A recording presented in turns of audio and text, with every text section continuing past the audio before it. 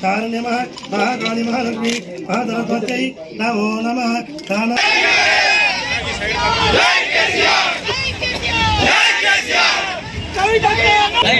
जरा बोलो जय भारत कश्मीर का उग्रदाना जय भारत कश्मीर का उग्रदाना కోరుతా ఉన్నాం హెల్మెట్ ఇటే సంపదడి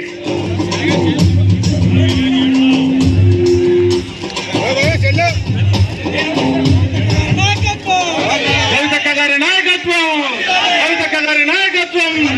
పోరాటం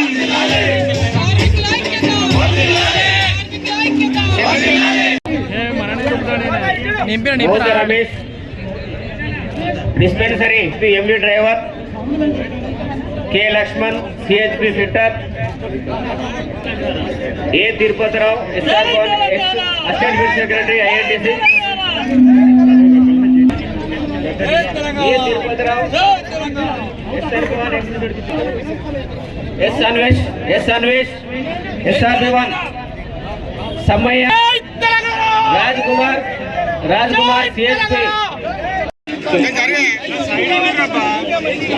ఫోటోకు దిగండి పైన ఉన్నది ఇంకా పైన కింద ఉన్నటువంటి వాళ్ళైతే 11 అయితే నాయకులైతే కార్యకర్తలైతే దీంతో పాటుగా వచ్చినటువంటి జాగృతిగా DRS పార్టీ నాయకులైతే అని కూడా తెలంగాణ బొగ్గు గని కార్మిక సంఘం తరఫున ఏమైందంటే తెలంగాణలో ప్రతి ఒక్కరం బాగుండాలి, తెలంగాణలో ఏ రంగంలో ఎక్కడ పనిచేసేటోళ్ళైనా బాగుండాలి. కేసీఆర్ గారు మాకు ఒకటే ఒక మాట చెప్పారు, బొగ్గు గని కార్మికుల గురించి డిస్కషన్ వచ్చింది. తెలంగాణ ఏర్పడ్డాక కేసీఆర్ గారు ముఖ్యమంత్రి అయినాక బొగ్గు గని కార్మికుల గురించి డిస్కషన్ వచ్చింది. మరి మనం 2-3 అనుకున్నాం. ఒకటి, డిపెండెంట్ ఉద్యోగాలు ఖచ్చితంగా ఇవ్వాలి, సింగరేణిని బతికించుకోవాలి, సింగరేణి మూతపడకుండా ఇంకా మైన్స్ ఎక్స్టెండ్ చేసుకోవాలి, సింగరేణిని బతికించుకోవాలి. దాంతోపాటు అలియాస్ పేర్లతోని కొద్దిగా అవమానపడుతూ బాధపడుతూ భయపడుతూ బతుకుతున్నటువంటి కార్మికులకు పర్మనెంట్గా విముక్తి కలిగించాలి. మళ్ళీ ఒకసారి యూనియన్ని మంచిగా రివైవ్ చేసుకుందాం, టోటల్గా ప్రక్షాళన చేసుకుందాం, పునరుజ్జీవన చేసుకుందాం, కొత్త రక్తాన్ని ఎక్కిద్దాం, అత్యద్భుతంగా ముందుకు సాగుదామని చెప్పి మీ అందరికి కూడా నేను పిలుపునిస్తూ ఉన్నాను. అదేవిధంగా మరి ఇప్పుడు ఉన్నటువంటి ఏ సమస్య మీద కూడా వెనకడుగు వేయొద్దు, ఖచ్చితంగా పోరాటం చేయాలి. మనం పోరాటం చేస్తేనే వాళ్ళు భయపడతారు. ఎందుకంటే ఆ ఎర్ర జెండా వాళ్ళు మరి వాళ్ళు కాంప్రమైజ్ చేసుకుంటా సింగరేణికి గతి పట్టించింది. వాళ్ళు చక్కగుండుంటే సింగరేణి ఎప్పుడో బాగుపడుతుండే. తెలంగాణ వచ్చే లోపల సింగరేణిని ఆగం పట్టించిందే ఆ ఎర్ర జెండా పార్టీ వాళ్ళు. కాబట్టి నా రిక్వెస్ట్ మీ అందరితో ఒకటే, గులాబీ జెండా ఉండాలి, బలంగా ఉండాలి. ఏ సమస్య వచ్చినా, ఇప్పుడు తమ్ముడు చెప్పిన ఎలియాస్ పేర్ల సమస్య అయినా సరే, ఇప్పుడు చెప్పినటువంటి ఓవర్మెన్ల సమస్య అయినా సరే, ఏ సమస్య అయినా ముందుండి నేను ఒక ఎమ్మెల్సీగా కౌన్సిల్లో వాయిస్ రేజ్ చేస్తాను. మీరు మన కార్మిక సంఘం నుంచి మీరు కూడా వాయిస్ రేజ్ చేయండి అని చెప్పి మీకు తెలియజేస్తూ, మరి ఏ పోరాటంలో అయినా మీ అడుగులో అడుగై నేనుంటా, ఒక చెల్లిగా ఒక సోదరిగా మీతో ఉంటా. ఎప్పుడు అవసరమైనా కేసీఆర్ గారి ఆశీర్వాదం తీసుకొని ఖచ్చితంగా మనం కొట్లాడదాం.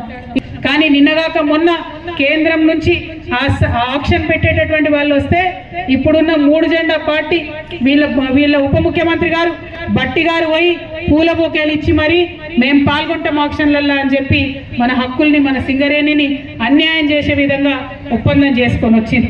దయచేసి ఒకటే రిక్వెస్ట్, వాళ్ళు మోసం చేసి అలవిగాని హామీలు ఇచ్చి అధికారంలోకి వచ్చిన తర్వాత కార్మిక పక్షంగా పనిచేస్తలేరు, ప్రజల పక్షంగా పనిచేస్తలేరు, పేదవాడి పక్షంగా పనిచేస్తలేరు. కాబట్టే మనం వాయిస్ రేజ్ చేయాలి, మనం పిడికిలు ఎత్తాలి. దానికోసం అందరం కూడా కదం దొక్కి ముందుకు కదలాలని మీ అందరినీ కూడా కోరుకుంటూ, మరి ఎప్పుడైనా ఏ పోరాటమైనా సిద్ధంగా ఉండాలి. టీబీజీ కేసు కానీ గులాబీ జెండా అంటే మన పదవులు, మన పర్సనల్ విషయాలు కాదు, 10 మందికి సంబంధించిన హక్కులు, 10 మందికి సంబంధించిన విషయాలు అనేటటువంటి అంశాన్ని మళ్ళీ ఒకసారి గుర్తు చేస్తూ మా కేంద్ర నాయకత్వాన్ని అందరినీ కూడా రిక్వెస్ట్ చేస్తున్నా, నర్వస్ అయ్యేది ఏం లేదు. మనం చాలా పెద్ద ఎత్తున ముందుకే పోతాం. మీ అందరికీ తెలిసిన విషయమే అన్న, సింహం ముందుకు లంఘించే ముందు 2 అడుగులు వెనక్కేస్తుంది. టీబీజీ కేసు కూడా అంతే, మనం ముందుకు లంఘించే ముందు 1 అడుగు వెనక్కి వేసినామంటే అది ఓటమి కాదు. 1 అడుగు వెనక్కి వేసినామంటే బలం మళ్ళా పుంజుకుంటాం, కొత్త రక్తంతో ముందు కురుకుతామని చెప్పి తెలియజేస్తూ మీ అందరి దగ్గర కూడా నేను సెలవు తీసుకుంటున్నా. Thank you. జై తెలంగాణ, జై తెలంగాణ.